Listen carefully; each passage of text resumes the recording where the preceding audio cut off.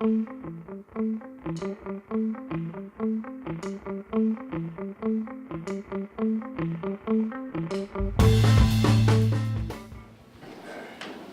don't talk about Mike too much because the wound is very painful. I usually like to talk about moving forward, what we did after the loss of him. I'm gonna talk about it today.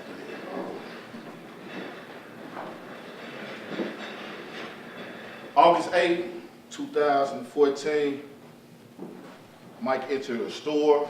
It's called the Ferguson Market. He did a trade with the owner's nephews for weed, for cigarillos. This is what this community store has been doing. They are Arabs. They've been taking drugs for food or other contraband industry. There's a video out that shows everything where that happened. The next day, he went back to pick up what he was owed. The kids that was there that he had did this transaction with was not at work in the daytime. The owner was there. Owner didn't really know what was going on. So Mike went and took what he thought that was his. So they tried to call him a monster, a robbery. It was a robbery and all this. But after leaving that store shortly, this officer named Darren Wilson was just coming from a call of domestic violence. Mike and his friend Dorian was walking down the street on their way home through this complex where these apartments are at. There's no sidewalks. So you kind of got to be in the street a little bit, but not actually in the street. So they're walking down the street on their way home. The officer pulls over, asks them where the hell they going. They tell them the apartment right here. They finna go home. Altercation started at the court, vehicle, the police car, with the driver's window. The officer pulled Mike in to the window. He claimed that Mike was reaching for his gun. He reached for his gun and shot my son through the window. First shot his thumb off.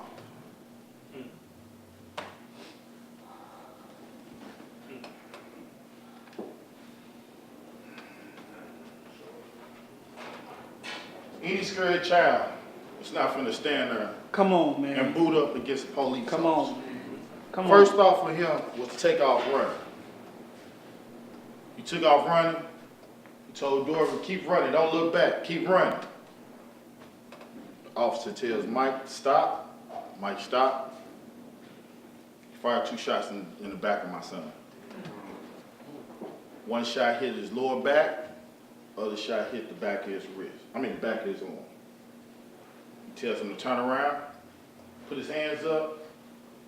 I just told you he had been hitting his arm, so it's hard to raise that arm. So he has one arm up. He asked the officer, what the fuck you shooting me for? Excuse me, it's a child. Why are you shooting? He told him to shut the hell up, and he continued to gun him down, walking up on him.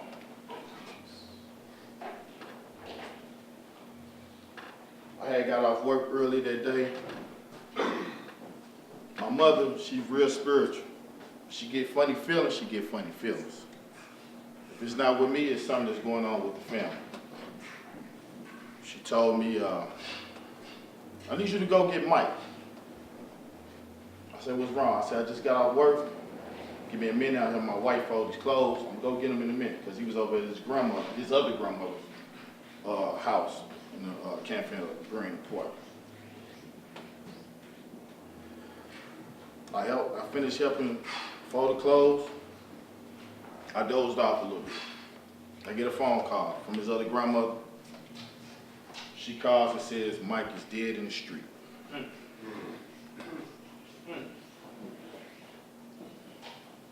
So coming up out this little nap that I took, I'm looking at the phone in disbelief, thinking it's some type of joke, or I might be still dreaming.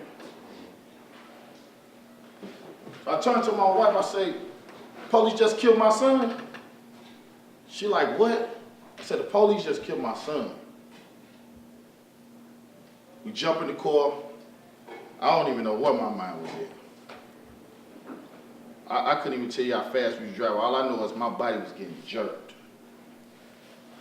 We get to the scene. I jump on while the car was rolling. His mother passed me up. She said, Mike, this ain't true. I said, I don't know. We're going to see what you heard. What you heard. So she running. I'm trying to get my feet together because I'm kind of weak. So we get to the scene. By this time, he's covered up. So I'm like, damn. Praying for that family, whoever son this is. But Lord, please don't let this be my son. So he's covered up. I'm asking questions. No response. We can't tell you nothing. By this time, the community, and more people in St. Louis had built up. Probably was over, I couldn't really even tell you, probably over 5,000 people out in this small little area. So we stayed trying to ask questions, Won't nobody tell us nothing. So here come the dogs. The dogs were sent in to push us back. So they could push the tape back. They want to push us further back from the scene as they can. So as I'm just in this tunnel, because I'm like, okay, Mike ain't seeing Mike. So I'm just looking at this sheet in the street. So I comes over, because the way the apartments are made, they have to take her, it's a building her, Mike's in the middle of the street. So apartment building on your left, looking down, it's on the left-hand side. So you have to go all the way around the apartment building to get to the other part to where you will be in the front where his head is laying in the street. So now I got a better angle. Like, damn, that's the hat we wore at my wedding. Because my son was my best man at my wedding. I bought 2 hats of the same. And that's them flip-flops. Because my son had flip-flops on that day. So now, everything is hitting me now.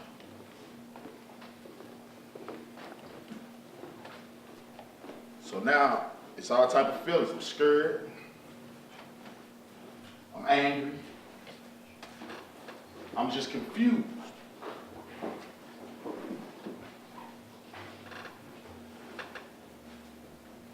So they take their time. We steady asking questions in this. Now, an hour and a half and went down in 98-degree weather.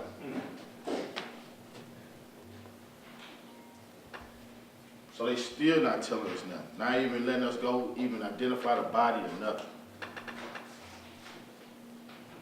That time, people say it was 4.5 hours, but it felt longer than that.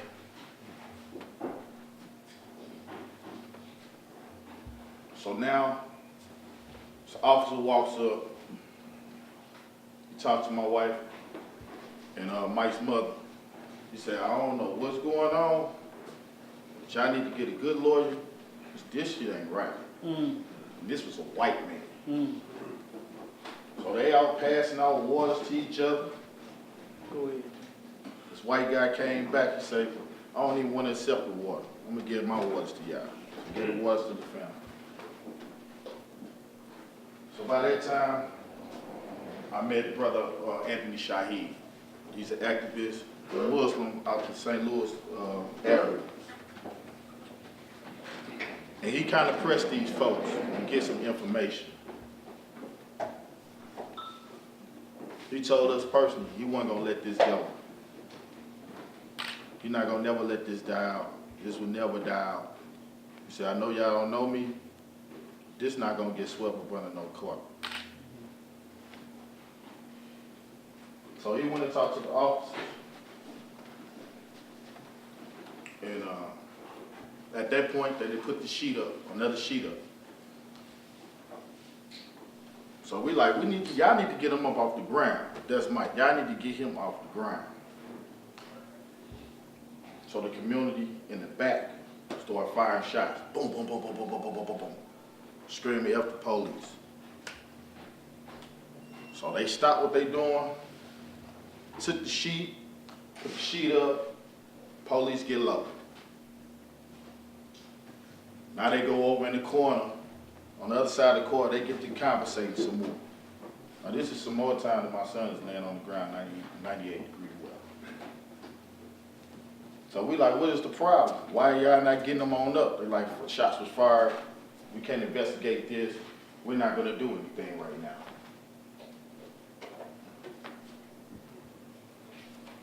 So I told Brother Shaheed, get some of the brothers together, go down there and talk to them guys and tell them to chill out.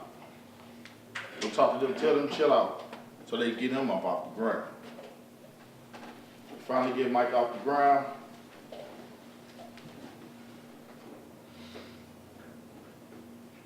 They put him in the back of a minivan. I'm wondering where it was the hearse. So they put him in the back of a minivan. This guy comes to me and his mother, give us a card, tell us we can come down and identify the body in about an hour, and give them a call for directions and instructions what we need to have when we come. So at that point, my world was just crushed, Called the morgue. They told me my son was already identified by his parents. I'm enraged now. I called his mother. You want to see Mike without me? She said, nah, I ain't even went to see him yet. You know who went to see him, right? So I come to find out that my son's hands was beaten up because they tried to say my son swung on the police at the vehicle. So his knuckles was beat up. And what I had heard. I didn't even get a chance to see Mike until the following week. So they had my son, and we still weren't even able to go and identify him or even get a chance to even see him. Right then and there, the anger, the hood came out. So I'm ready to go and address all type of folks about this situation, right? So here comes, didn't know that Mike's grandfather on Leslie's father contacted Al Sharpton. So Mr. Al Sharpton came down and he brought Benjamin Crump.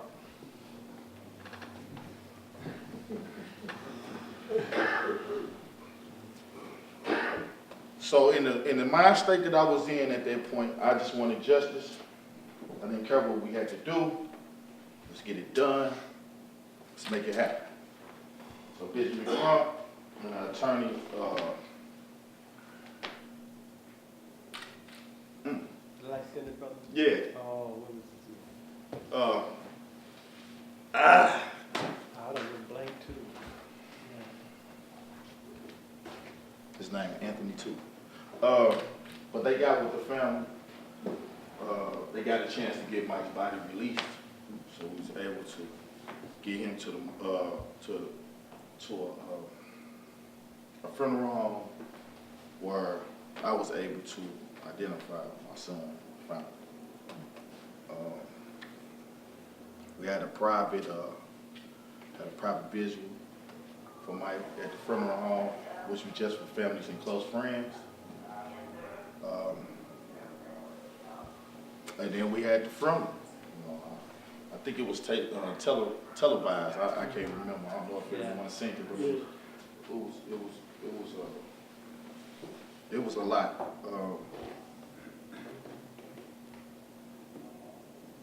But after then, Uncle Bobby and Ryan, they came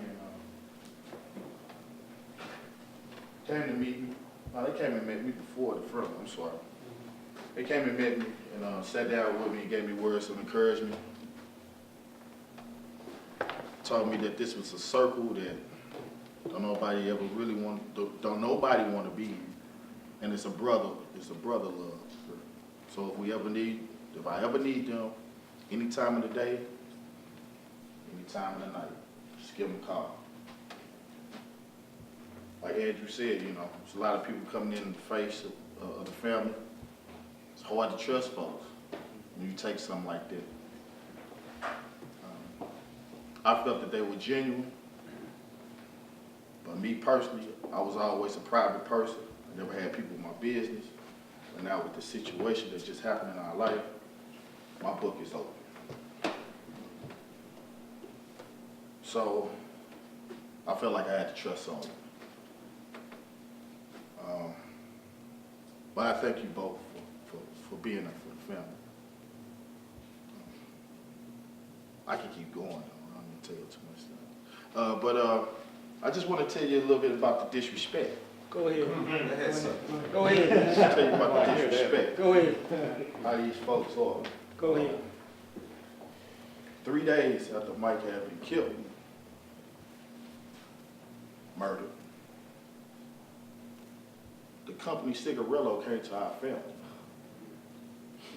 offered us $3.5 million, put my son's face on a pack of cigarillos.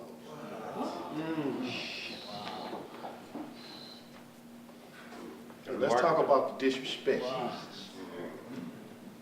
was enraged. I don't want to put on black lies to truth is true. She wanted to sign the papers. I told him to get the hell up out of it. I told him, y'all got y'all nerve, man. Go ahead. You even come to me like that. Go ahead. At a time like this. Go ahead. Of trying to profit off of him. Go you ahead. But you gonna get something too. Go ahead. That's right. So from then on, I got a lot of trust from other people because a lot of people didn't really know me. But when I showed that loyalty that I was towards my son and that I cannot be bought, that brought a lot of people into my circle. You know, a lot of people looked at me a different type of way. You know, like, you know, you gonna see your son on dollar bills. You know, you really a father. Go ahead, man. You know, so you know, just dealing with a lot of different turns in it. You know, like I was telling Uncle Bobby earlier. You know, I'm still dealing with this demon. You know, and I know a lot of these fathers and family members that's up here dealing with a demon. A demon is telling you to go on ahead and destroy yourself. A demon is telling you to just go out and do what you need to do to make yourself feel better. But the end results is not what you think that it's going to be. So I had to take it up with myself that I would never let the legacy or the name die. So I have to go a different route. I try to stay that route. Like I said, demons is something else. Demons will destroy your family. I had to deal with, you know, my other children saying like, y'all making it all about Mike, but y'all forgot about us. I have other children that I had to attend to. That's why another reason why I was telling the brothers, a couple of brothers, I had to take a step back. I had to get back family. You know, some days I don't even come out. You know, because I don't know how my day gonna end. I get out, I don't know what type of demons be in other people. I have to be careful because I'm still walking on eggshell.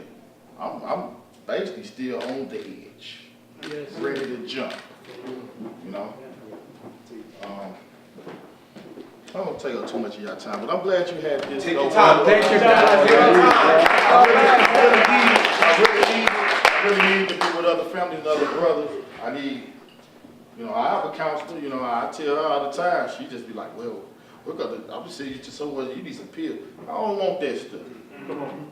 You're not gonna get me somewhere where I end up losing my mind. I already feel like I done lost my mind. I don't want to completely lose my mind, you know, and I do not, that's the thing, I get sick, I take medicine, schedule it, you know what I'm saying? I don't like how it make me feel, you know. I know I need to go to the doctor for these different heart rhythms because I hold so much hate and anger in there. But this is how I got my foundation going, off hate and pain. You know, this is how I help other families and other people that need help through hate and pain. I just utilize how I'm feeling in the inside to help someone else, you know. But I'm dealing with a whole lot. Like I tell my wife, I don't even trust doctors. Go ahead, man. You know, and the reason why is because of who I am. Go ahead. That's right. These people say, hey, he ain't gonna shut up. That's We right. gonna make him shut up. Go ahead, I don't know, they're gonna eject me with something, they're gonna shut me up, or what, you know? That's just the reality of That's it. the you know? reality. That's right. But, thank you, brother, man. Thank you.